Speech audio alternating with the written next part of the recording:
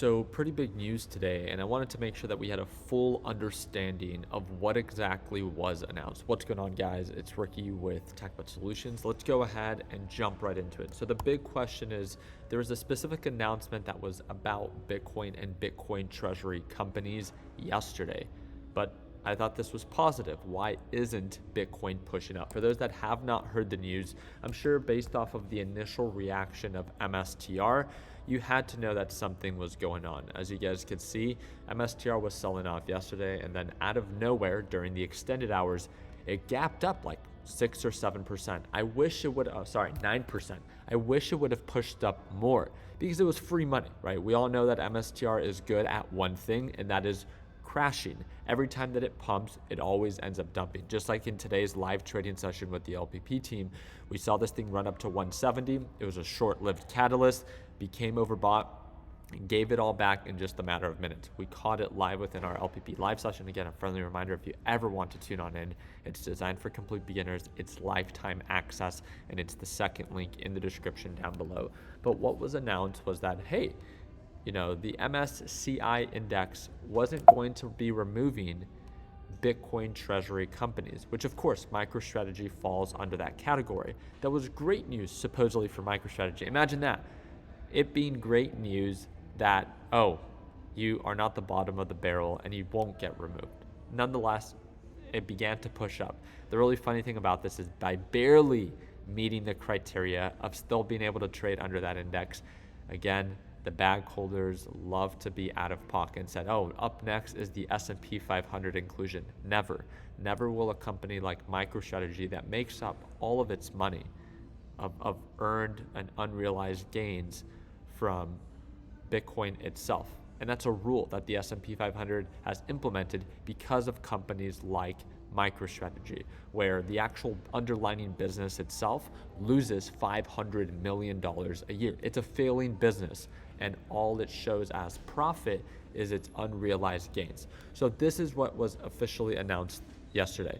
This is why Bitcoin is not pumping hard after the MSCI news. MSCI has announced to not remove Bitcoin and crypto treasury companies from its index, but they have added a new rule. When treasury companies issue new shares, MSCI will not add those extra shares to its indexes. Earlier, when Strategy and other treasury businesses used the index, new shares, big index funds also had to buy some of those new shares. Now, these funds will no longer need to buy any new shares anymore. This means that the automatic buying demand that has now gone, and it's going to be less attractive to issue new shares. So again, when Michael Saylor would do all these share offerings, because again, that's all Michael Saylor does, is we've talked about it before. Feel free to look it up. MSTR Ponzi loop. What they do is that they offer more shares, so they dilute current investors. They do more share offerings. They create shares out of thin air. They borrow against those shares at 0% interest, and then they use that money supposedly to buy Bitcoin. But as you would have recently noticed, they raised nearly $2 billion, and it was just to have a cash reserves to not actually get removed off of this index. So the result will be that less money being raised through share dilution, and this is why markets are not going bonkers. Again, super simple. They are taking time to adapt with the market. What Michael Saylor and a lot of these treasury businesses are doing are they're trying to be sneaky, right? With how it is that they're diluting investors, doing share offerings, and forcing these indexes that they trade under to buy automatically every time that they issue new shares. No longer will that have to continue moving forward. And this is great for investors. This is terrible for bullshit companies like MicroStrategy. So again, why is MicroStrategy not pumping? Why is Bitcoin not pumping? Because it will no longer have to keep up with the BS that these treasury companies were doing with their share dilution. The other thing I wanted to make sure that you understood is that today, supposedly as of Friday, there's a 77% chance the Supreme Court will rule against President Trump's tariffs. And if so, over $100 billion will have to be refunded. We'll see how that develops. And then just then, the United States orders Venezuela to end all relationships with China and Russia. I wonder if this is going to lead to a response from China, especially as they are known to, do some form of either tariffs and or put something in place to make it more challenging or restrict the US from being able to do business with their major exports. So again, it's still a developing story. I'll do my part in keeping you up to date. And like I said, in 2025, MicroStrategy went from highs of $450 per share all the way down to lows of 160. I had a really good question today asking Ricky, why are you always shorting the same thing? Because if something isn't broken, why fix it or why change it, right? And I think MicroStrategy is a perfect example of that. People think that MicroStrategy has bottomed. Why would it bottom where there's market uncertainty? And we all know that during uncertain times, it's always the most speculative assets that crash the hardest.